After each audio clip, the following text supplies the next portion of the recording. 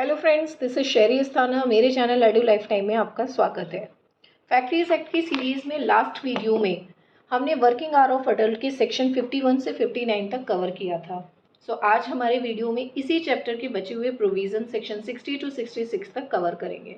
Start करते हैं, क्या कहते हैं ये प्रोविज़न्स। सबसे पहले है सेक्शन 60, डबल एम्प्लॉयमेंट मीन्स के दोहरा रोजगार, रिस्ट्रिक्शन ऑन डबल एम्प्लॉयमेंट के बारे में कहा गया है। सिंपल इसमें इतना कहा गया है कि कोई भी ऐसा वर्कर फैक्ट्री में काम करने के लिए अलाउ नहीं किया जाएगा जो एक साथ किसी दूसरी फैक्ट्री में भी काम कर रहा हो।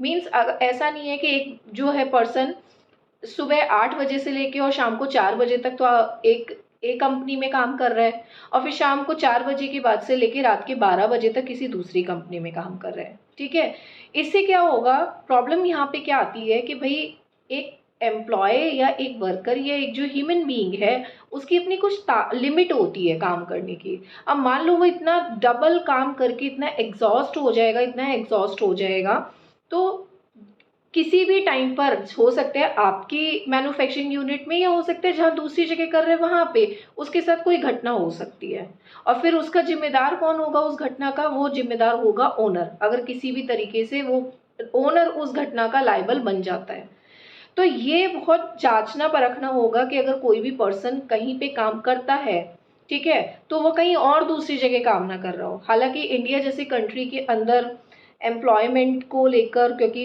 वेजेस सैलरी इतना नहीं हो पाता है कि किसी की जो लिविंग है वो चल पाए, तो लोग करते हैं डबल डबल शिफ्ट में भी काम करते हैं। बट जो ऑफिशियल है, ऑफिशियल के हिसाब से डबल एम्प्लॉयमेंट अलाउ नहीं है किसी भी एम्प्लॉय के लिए। नेक्स्ट है section 61, notice of period of work for adults. यानी कि जो भी वर्कर काम कर रहे हैं उनका जो काम करने का टाइम है उसके नोटिस से रिलेटेड इसके अंदर कहा गया है। अब इस सेक्शन में कहा गया है कि आप जो भी काम अडल्ट वर्कर से कराएंगे उसका नोटिस फैक्ट्री में होना चाहिए। नोटिस किस मैनर में होना चाहिए, कहाँ लगाना चाहिए, इसका पूरा कंप्लाइंस सेक्शन 108 में हम आगे पढ़ेंगे।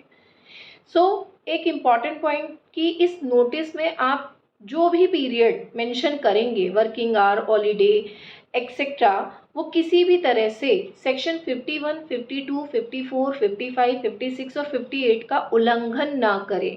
यानी जो 51 में, 52 में जो डेली आर, वीकली आर और वीकली हॉलीडे, इन सब से रिलेटेड जो जो प्रोविजंस दिए हुए हैं उनको ध्यान में रखते हुए ही हमको क्या करना है, ये नोटिस पूरा बनाना है। यानी इस नोटिस के अंदर जो टाइम पीरियड है वो उसको ध्यान में रख के बनाना है। ऐसा नहीं है 51 के अंदर जो है, जो दे रखा है आपका डेली आर, वो तो दे रखा है कुछ और आपने अपने नोटिस के अंदर कुछ और डाल दिया है। ऐसा नहीं करना है। इसके अलावा अगर फैक्ट्री में अलग अलग शिफ्ट में काम नहीं होता है तो मैनेजर एक जर्नल टाइम फिक्स कर देगा फॉर ऑल वर्कर्स।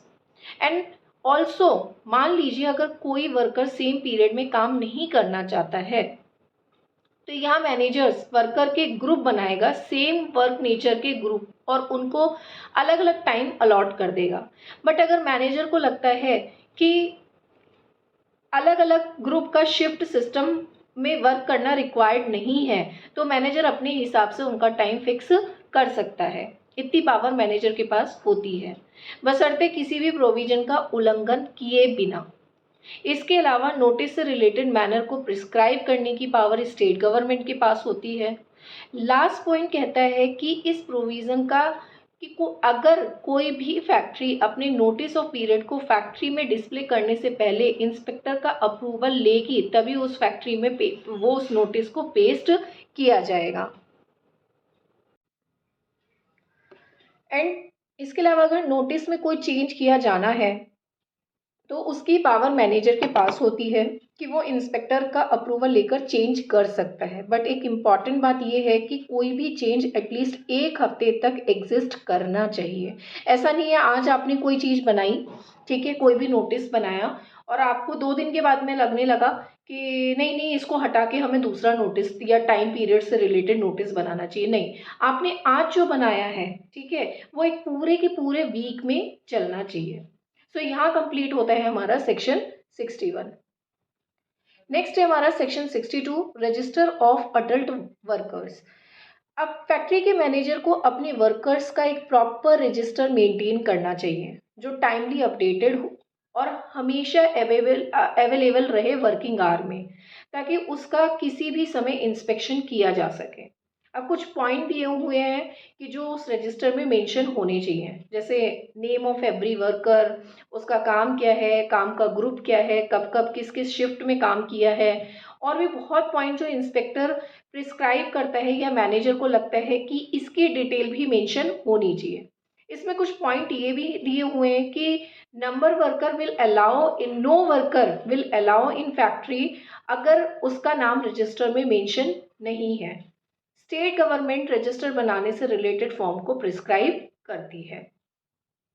नेक्स्ट है section 63 hours of work to correspond with the notice under section 61 and register under section 62। तो सेक्शन 63 सिंपल ही कहते हैं कि आपने सेक्शन 61 में जो नोटिस ऑफ पीरियड पर काम किया है या उसमें जो मेंशन किया है, आपको उसी अप्रूव्ड नोटिस के आधार पर काम करना पड़ेगा। एंड ऑल्सो सेक्शन 62 में अडल्ट वर्कर का जो रजिस्टर मेंटेन की बात कही है, केवल वही वर्कर काम करेंगे और नोटिस में उन्हीं का नाम होगा जिनका नाम रजिस्टर में मेंशन हो और इंस्पेक्टर से अप्रूव्ड हो। नेक्स्ट है हमारा section 64 power to make exemption rule. तो सेक्शन 64 सिंपल कहता है कि स्टेट गवर्नमेंट के पास पावर होती है कि जो रूल बनाए हुए हैं उन पर्सन के लिए जो कोई सुपरवाइजरी पोस्ट पर हो या मैनेजर या कॉन्फिडेंशियल पोजीशन या वर्कर है, उनसे रिलेटेड बनाए गए रूल्स को एग्जाम करने की पावर स्टेट गवर्नमेंट के पास होती है। Same section 65 power to make exempting orders.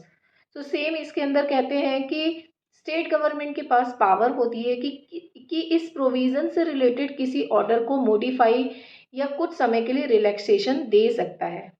And last में आता है सेक्शन 66 जिसके अंदर बताया गया है further restriction on women employment. अब इसमें कहा गया है कि देखते हैं no exemption from the provision of section 54 में be granted in respect of any women, means किसी भी वीमेन के बारे में सेक्शन 54 के प्रोविजन से कोई छूट नहीं दी जाएगी। ठीक है, किसी कारखाने में किसी तरह से सुबह 6 बजे से लेकर शाम को 7 बजे तक के अलावा किसी और समय पर विमेन को काम करने की आज्ञा नहीं दी जाती है, बट स्टेट गवर्नमेंट किसी किसी केसेस में इस समय को बदल सकते हैं और फिर भी रात 10 बजे से सुबह 5 बजे तक women will not authorise for work in any factory. तो यहाँ पे हमारे ये सारे सेक्शंस फिनिश होते हैं। सिंपल सेक्शंस हैं इसके अंदर, डबल एम्प्लॉयमेंट के बारे में, notice of period of work for adults के बारे में, रजिस्टर किस तरीके का होना चाहिए और क्या क्या पॉइंट होनी चाहिए, रजिस्टर ऑफ अडल्ट वर्कर्स के बारे में, hours of work to correspond with notice under section 61 and register under section 62। Then 64 section है हमारा power to make exemption rules and 65 है powers to make exempting order and last is that further restriction on employment of women. So यहाँ हमारा chapter 6 finish होता है which is working hour of adult. I hope you like the video. If yes then subscribe my channel. Thank you so much. Keep watching and keep learning for life time.